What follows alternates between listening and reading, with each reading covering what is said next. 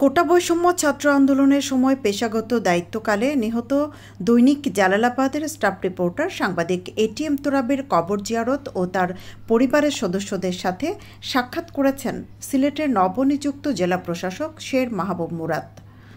শুক্রবার জুমার নামাজ শেষে বিয়ানীবাজার উপজেলার পৌরসভার ফতেপুর গ্রামে এটিএম তুরাবের কবর জিয়ারত শেষে রুহের মাগফিরাত কামনা করে মোনাজাত করেন জেলা প্রশাসক সহ তার সফর সঙ্গী ও স্থানীয় রাজনৈতিক ও সামাজিক নেতৃবৃন্দ।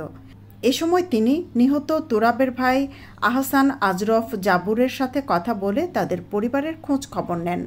এ সময় অন্যান্যদের মধ্যে উপস্থিত ছিলেন বিয়ানীবাজার উপজেলা নির্বাহী কর্মকর্তা কাজী শামীম, সহকারী কমিশনার ভূমি কাজী শারমিন নেওয়াজ, উপজেলা জামায়াতের আমির ফয়জুল ইসলাম সহ আরও অনেকে।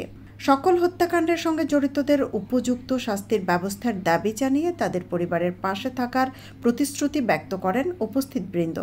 তরুণ একজন প্রথিতযশা সাংবাদিককে তার পেশাগত দায়িত্ব পালনরত অবস্থায় পুলিশের কিছু বিপদগামী কর্মকর্তা গুলি করে তাকে দুনিয়া থেকে বিদায় এর ব্যবস্থা করলো, তাকে হত্যা করলো। আমরা সেই নৃশংস হত্যার বিচারের তেমন একটা লক্ষণ এখনো দেখতেছি না। তার খুনি যারা সেই পুলিশ অফিসারদেরকে এখনো গ্রেফতার করা হয়নি।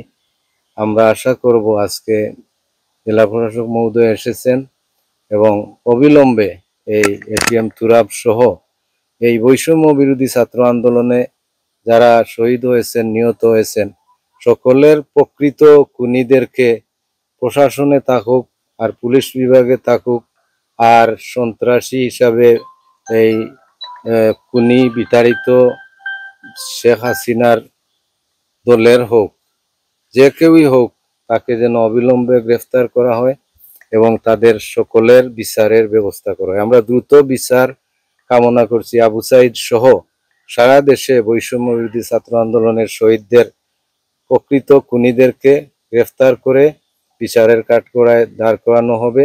সাংবাদিক এটিএম তুরাবের হত্যাকারীদের দ্রুত শাস্তির ব্যবস্থার দাবি জানান তার বড় ভাই আহসান আজরফ জাবুর। আপনারা জানেন, আপনাদের সহকর্মী 19 জুলাই শুক্রবার 2:30-2:30টার সময় পুলিশের গুলিতে আহত হওয়ার পরে 6:44 সিলেটের ইবনে সিনা হাসপাতালে ইন্তেকাল করেছে।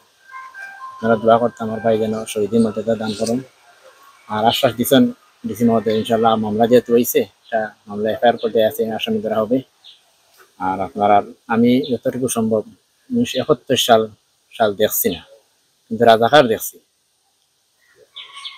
মুক্তিযুদ্ধ হল দেখছি, কিন্তু 2024 সালের স্বৈরাচার পতনের আন্দোলন দেখছি। কিন্তু বর্তমানে এখনো পর্যন্ত এই স্বৈরাচারের পেতার তারা আপনার এখনো পর্যন্ত প্রশাসনের মধ্যে আছে।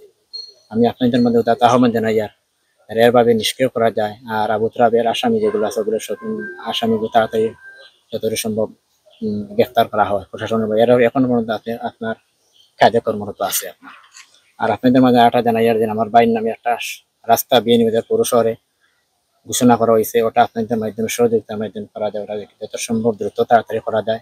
আমি বললাম আমি তো স্টুডেন্ট লাইফ থেকে সাংবাদিকতা করার কতটি পত্রিকায় বললাম দৈনিক কাজী বাজার পত্রিকার বলে, আপনি বিয়ানীবাজারের পত্রিকায় করছেন, দৈনিক জালালাবাদের সিলেটের ক্রাইম রিপোর্টার ছিলেন এবং দৈনিক নয়া দিগন্তের সিলেটের ব্যুরো চিফ ছিলেন।